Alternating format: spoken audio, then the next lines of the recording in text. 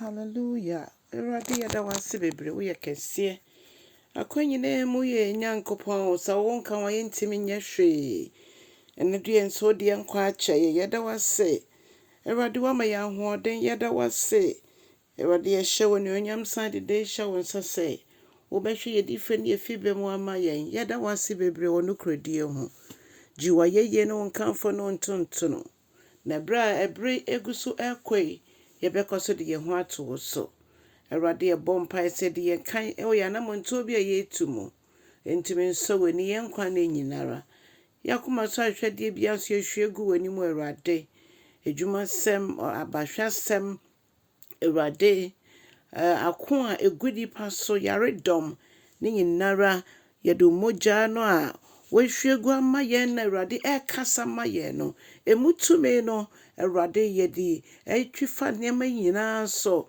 Nneɛma a ɛnam Awurade ebusua mu, ɛnam borɔno so, ɛnam aman mu a Awurade akyekyere wo ma. Yɛsane Awurade ɛwɔ Jesus Christ din mu. Ɛbɔ mpae sɛ mogya no ɛnkɔ so nkasa ma wo ma sɛdeɛ ɛkasa ma yɛn daa no. Wɔ Yesu Kristo din mu ɛne yɛabɔ mpaeɛ. Yɛkɔ so ka sɛ Awurade ma w'asɛm nkasa nkyerɛ yɛn nnɛ nso ne nti waseɛ yie.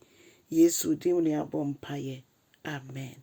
Ɔdɔfo na yɛbɛfa yɛakenka nsɛm afi Joshua eti aduonu ɛnnan nkyekyɛmu 14 kɔsi 18. Joshua 24 14 to 18.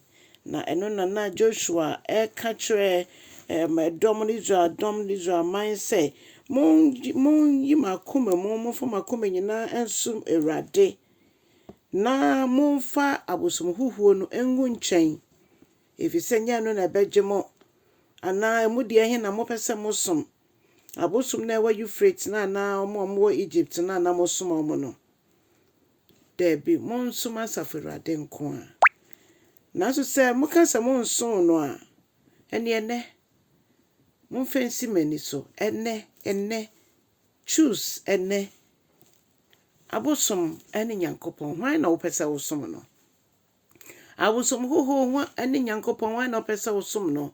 Yɛntimi mfa abosom ɛntoto Nyankopɔn. So Nyankopɔn ɔne obi biara nkyɛ n'ani onyam. Ɛno nti akwan mmienu bi yɛ ni hɔ sɛ menam kwan mmienu nyinaa so bom dabi. Ɛsɛ sɛ wofa mu baako. Sɛ medi Yesu akyi mede makoma nyinaa ɛsom no. Mesum Awurade wɔ no kure mu. Anaa metwa akɔ wiase. Ɛfinfin kwan bi ni hɔ. Ɔse woyɛ botro bodwo ɔbɛfi wafi n'anum. Nti ɛnɛ fa wo nan si fam. Ne choose nea wopɛ sɛ wosom no. Efisɛ bibia yɛyɛ bia ho atemo ɛda hɔ ɛma yɛn. Na Joshua ka bibi sɛ ɛwɔ dunsia ne sɛ me deɛ ɔse edunum na ase hɔ no ɔse me deɛ me ne mebusua yɛbɛsom Asafo Awurade. Afei nipa ne nyinaa nso bua ka kyerɛ ne sɛ yɛn nso nya deɛ yɛbɛpo yɛn Nyankopɔn na yɛkɔdi abosom akyi. Esan so Nyankopɔn ɔno ne nyame baako pɛ no a yɛnim no a ɔgye yɛn efi Misraim nkoasom mu. Ɔno ɛna wayɛ wɔwadeɛ wɔ yɛn mfimfini besi saa bere. Yɛde yɛni ehu ne nyinara. Ɛbra yɛtu kwan efi Misraim ɛba bɔhyɛ asase so. Ɔdɔfo ɛbra ne yɛne mu wiase no Nyankopɔn yi yɛfiri som aba ne han mu yi. Nneɛma Nyankopɔn ayɛ wohwɛ mu a yɛaseda mpo esua koraa. Ne nyame ayɛ wɔyi yɛn fi ɔhaw amanneɛ kwadandan mu. Wama yɛ nkwa mpo deɛ kyɛnse nkwa ani awie wɔ Kristo Yesu mu. Na wapamo yɛatamfo efiri yɛnim. Ako ahodoɔ a yɛnam mu na de bebia oyi yɛn firi mu. Honam afɛmdeɛ ne honhom afɛmdeɛ nyinara. Ɛno nti yɛn nso me ne wɔn so. Yɛbɛtumi apɛ mu aka. Na neɛ me nso mepɛ mu a ɛne Joshua yɛ adwen sɛ me nso me ne mebusua yɛbɛsom Asafo Awurade. Na ɔno nko a ɛne Onyankopɔn. Ɔdɔfoɔ ɛnyɛ onyame foforo biara nka Nyankopɔn ho. Ɔno nko ara. He is God by himself. Oni obi anche n'ani onyam o. Oni obi biara anche n'ani onyam. Na obi biara nso ni obetimi ablofo Onyankopɔn. Onyame ye nyame.